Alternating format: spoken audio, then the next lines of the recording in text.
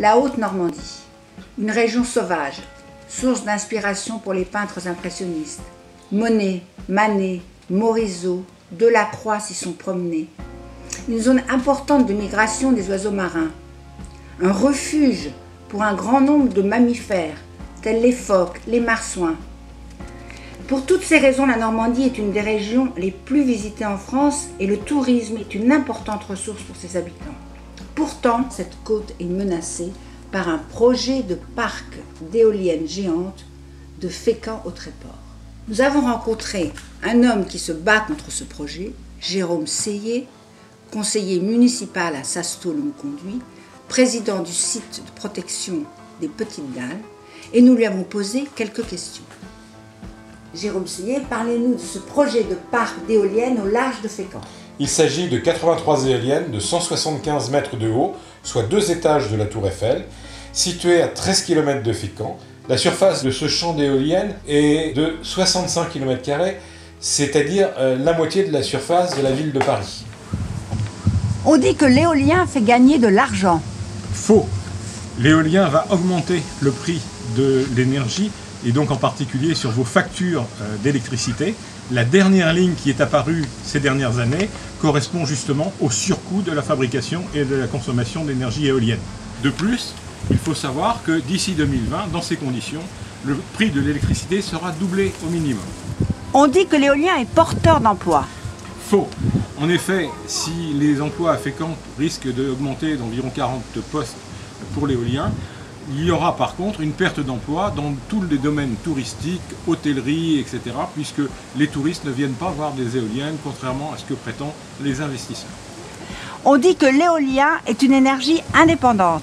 Faux. S'il n'y avait que l'éolien, vous n'auriez pas de courant pendant 60% du temps, c'est-à-dire vous seriez dans le noir, les hôpitaux n'auraient pas d'électricité. Il faut donc des énergies complémentaires et pour ce faire, on serait obligé de construire de multiples centrales thermiques qui polluent et qui coûtent excessivement cher. On dit que l'éolien est une énergie écologique. Faux. En effet, on va avoir besoin, pour compenser les arrêts des éoliennes, par faute de vent, d'autres énergies qui, elles, sont très polluantes, en particulier l'énergie thermique qui consomme donc du fioul et du charbon et qui dégage bien sûr du gaz carbonique. De plus, les travaux pour installer ces éoliennes vont entraîner des modifications énormes des fonds marins, en particulier en creusant de nombreux kilomètres de tranchées pour enfouir les câbles et également en prélevant sur le milieu d'énormes quantités de gravier pour lester le poids des éoliennes. Donc on peut s'attendre à une diminution et un déplacement de la faune marine et en particulier des coquilles Saint-Jacques par exemple. On dit que l'éolien est une énergie du futur. Faux. Dans la mesure où cette énergie n'est pas suffisante, donc tous les pays qui ont fait l'effet, en particulier l'Allemagne qui était très en avance sur nous, a revu et est en train de revoir sa politique énergétique et pense diminuer de façon importante et régulière l'éolien. Quels sont les autres dangers des éoliennes? Les autres dangers sont en particulier la présence d'obstacles dans une voie de navigation importante, puisque ces éoliennes sont très nombreuses, 83, elles mesurent 150 mètres de haut, et si un bateau les percute, il est évident qu'on risque une pollution très importante. En effet, le couloir qui passe derrière les éoliennes, dans la Manche, est la voie maritime sur laquelle passent le plus de produits toxiques et dangereux dans le monde. Quelles seraient alors les énergies de demain? On peut penser par exemple à l'hydrolien, qui est l'énergie due au courant marin.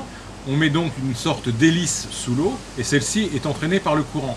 Si on mettait des hydroliennes par exemple entre la frontière belge et le Cotentin, avec le décalage horaire des marées, comme on a du courant à la fois à la marée montante et à la marée descendante, il n'y aurait absolument pas de trou dans la production.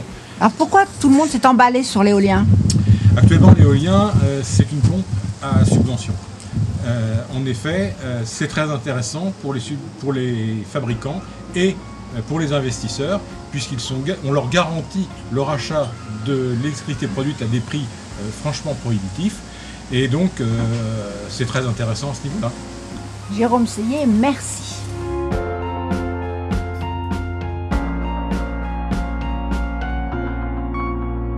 James Greenfield, vous êtes américain et vous avez décidé de venir passer vos vacances en Normandie. Oui, en fait, cet endroit est plus célèbre qu'on y pense. Elle fait l'objet de beaucoup de petits tableaux d'impressionnistes qu'on connaît. Et donc, quand j'ai vu qu'il y avait la possibilité de passer l'été ici, j'ai sauté sur l'occasion. Et vous êtes au courant qu'il va y avoir un parc d'éoliennes géant de 175 mètres, 83 éoliennes face à vous, là? Ben écoute, j'ai entendu, mais je crois que le projet était enterré ou un peu en suspens, parce qu'il est impensable de détruire l'horizon qu'on a ici. Vous avez un patrimoine encore qui est magnifique. Vous avez un endroit ici qui attire beaucoup de tourisme. Il ne faut pas le détruire, il faut le garder. Il faut que ce lieu reste un lieu de vie, un lieu de passage, un lieu de rencontre, un lieu où les gens puissent regarder, se projeter dans l'horizon et s'amuser et avoir le sourire.